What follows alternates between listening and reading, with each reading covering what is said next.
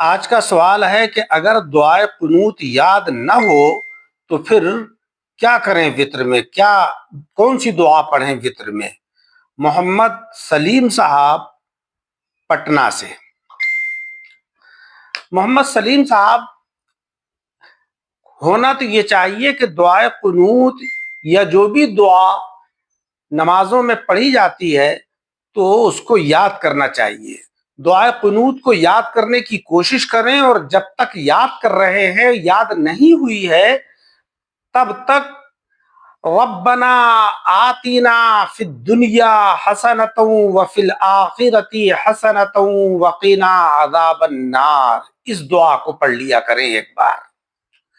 یا اس سے بھی آسان طریقہ یہ ہے کہ جب تک دعائے قنوت یاد نہیں ہوئی ہے تو یاد کرنے کی پوری کوشش کیجئے اور اس دعا کو پڑھتے رہیے، رب اغفر لی رب اغفر لی رب اغفر لی، یہ 3 مرتبہ پڑھ لیا کریں تو وتر کی نماز اس سے درست ہو جائے گی۔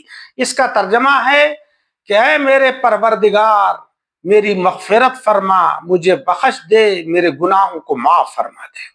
لیکن ہونا یہ چاہیے کہ دین میں کوئی کمزوری ہے، جو ضروریات دین ہمیں معلوم نہیں ہے، تو ہم ان کو سیکھنے کی پوری کوشش کریں، کیونکہ اسی پر ہماری آخرت کی کامیابی کا دار و مدار ہے۔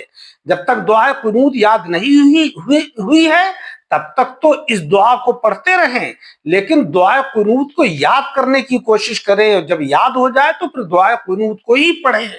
اور بہتر یہ ہے کہ دعائے قنوت کا ترجمہ بھی سیکھ لیجئے، کیونکہ جب دعائے قنوت کا آپ ترجمہ بھی سیکھ لیں گے اور اس کے بعد جب دعائے قنوت پڑھیں گے اور آپ کی توجہ ترجمے کی طرف کو ہوگی تو پھر اس کو پڑھنے میں اور زیادہ لطف آئے گا۔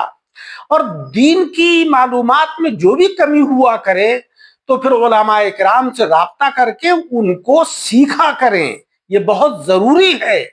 انسان کی یہ بڑی کمزوری ہے کہ وہ دین کو سیکھنے کی طرف کوشش کم کرتا ہے۔